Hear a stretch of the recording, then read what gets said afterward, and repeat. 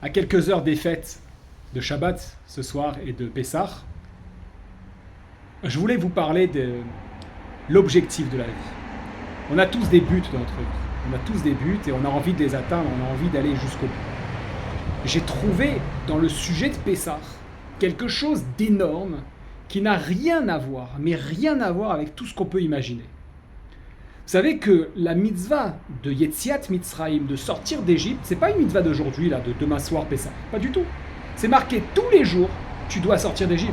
Donc pourquoi avoir besoin de Pessah si c'est simplement le fait de raconter cette histoire-là? Deuxième chose, on parle de raconter l'histoire de Yetziat Mitzrayim à Pessah. C'est vrai. Vous savez qu'en hébreu, raconter, c'est les saper. C'est le verbe les saper, raconter. Or, on utilise très peu cela. On utilise le verbe les hagid, dire.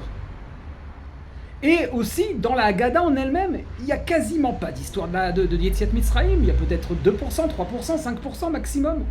Alors, qu'est-ce qui se cache derrière cela? J'ai trouvé 3 chidoshim énormes, je vous dis tout de suite, qui vont vous donner 3 nouveautés, on va dire, qui vont vous donner des objectifs, qui vont vous donner de l'aide, je veux dire, dans votre vie. On a tous des buts en soi. On a tous, on veut réussir notre couple, on veut réussir notre vie, on veut réussir notre famille, on veut réussir notre travail, on veut être équilibré, on veut... Voilà. Le plus grand des buts possibles, c'est la liberté. La liberté, on ne me dit pas quoi faire, je ne fais pas ce que je veux, je suis des règles forcément, mais je fais ce qui me correspond. Je suis en phase avec moi-même. La plus grande liberté, c'est la liberté envers soi-même, évidemment. On se sent libre d'agir, on se sent libre de parler, etc. La plus grande liberté, le plus grand objectif, le plus grand but possible, c'est la liberté. Et c'est le plan que nous propose Pessah. C'est de rentrer dans cette fin d'étroitesse qu'on peut avoir, de schémas bloquants, de limitations personnelles. Là, la Pessah nous propose justement de mettre le doigt sur un jour, enfin une semaine dans l'année, on va pouvoir se mettre tout ce qu'il faut en place pour pouvoir entamer cela et se rendre libre. Vous comprenez que c'est le plus beau but possible. Mais la Haggadah va nous dire, et Pessah va nous donner un secret. Si tu veux réussir ton but, maintenant je parle à tout le monde, hein, et oubliez Pessah, si vous n'êtes pas juif et que vous regardez cette vidéo, oubliez, on s'en fout, c'est pas important, c'est ce qu'on en tire la leçon. Si vous voulez réussir votre but et l'atteindre, il vous faut un objectif. Comment on le voit? À la fin de la Haggadah, c'est marqué les Shana Abba Birushalayim, on va le dire, que l'année prochaine, on soit à Jérusalem. En soi, chaque année, on se le répète. Donc vous voyez bien que cette liberté, on ne l'a pas atteinte, en tout cas pour ma part. Moi, je vous dis honnêtement, sincèrement, je ne l'ai pas atteint. Et donc, on comprend quoi? On comprend que si vous avez un but sans un objectif final, vous n'y arrivez pas. Si vous voulez maigrir sans savoir combien de kilos vous voulez perdre, sans savoir pourquoi vous voulez maigrir, est-ce que c'est juste perdre 3 kilos pour rentrer dans une veste? Et bien, rentrer dans une veste, c'est déjà un objectif. Si vous voulez vous marier, mais vous ne savez pas pourquoi vous voulez vous marier, pour ne pas être seul, ah, c'est peut-être un mauvais objectif, mais c'est un objectif. Donc ça vous donne déjà une direction, et en fonction de l'objectif que vous voulez viser, vous saurez si vous avez des chances de l'avoir ou pas. Mais il y a une deuxième clé, un deuxième secret. Quand vous avez un projet, il y a un secret qu'il faut avoir. Écoute la vidéo, écoute-la parce qu'elle va changer ta vie. Je me suis posé la question, Pessah, c'est une fête bizarre. Pessah, pour le peuple juif, c'est une fête bizarre. Vous savez, il y a Rosh Hashanah, la tête de l'année, le Nouvel An, il y a Yom Kippour, le Grand Pardon, il y a Sukkot, les cabanes. Pessah, c'est la fête où on mange les matzot, où on mange le pain azim et plat, où on doit nettoyer toute la maison et on doit enlever toute forme de chametz. Chametz, c'est toutes les pâtes qui ont gonflé, où chacun a ses coutumes. Tout celui qui connaît le monde juif, il sait que chaque famille a ses coutumes. Il y a ceux qui mangent le riz à Pessah, ceux qui ne mangent pas le riz à Pessah.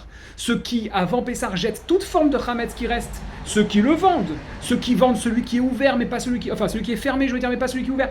Il y a 1000 options différentes. Mais ce qui est certain, c'est que on a tous à nous débarrasser de ce qui gonfle. Ce qui gonfle et ce qui représente l'ego en nous-mêmes, c'est déjà une grande leçon, mais je ne veux pas m'arrêter là. La question que je me suis posée, c'est pourquoi on se prend tellement la tête?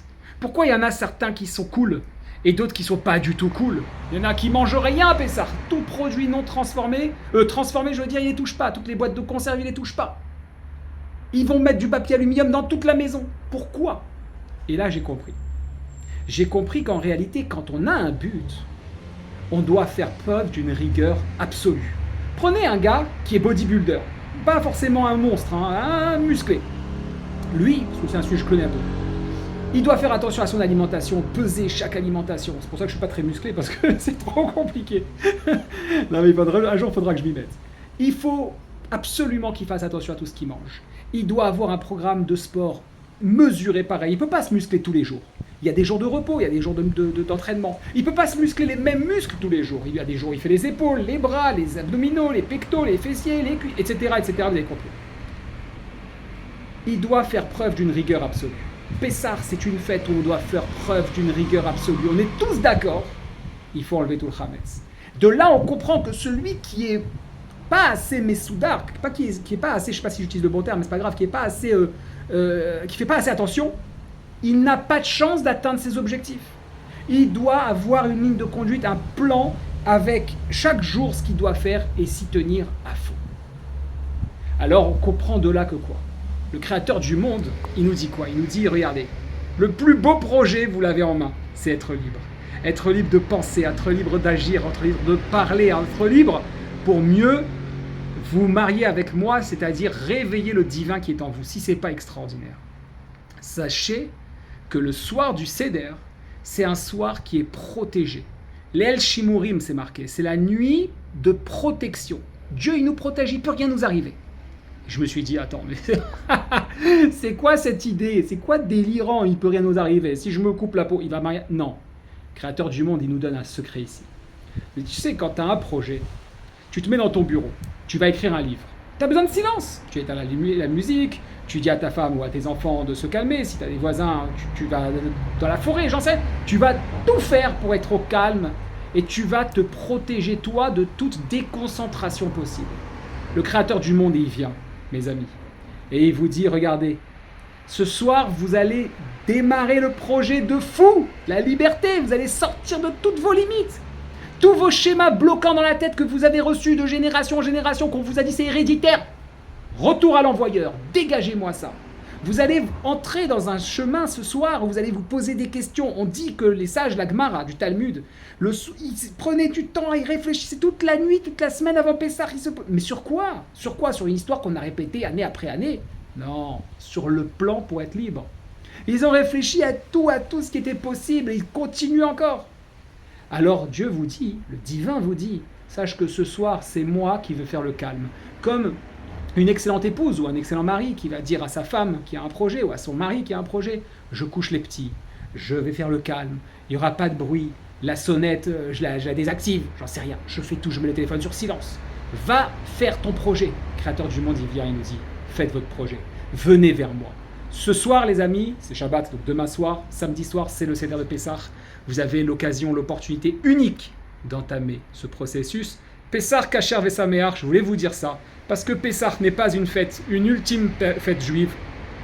C'est un secret, encore une fois. C'est quelque chose de puissant qui nous permet de nous ouvrir à tout, qui nous permet d'entamer le processus de libération à condition qu'on a un objectif, qu'on ait fait preuve de rigueur avec un plan et qu'on se prépare à être au calme pour bien se mettre au travail. Pessah Kasher Vesameach.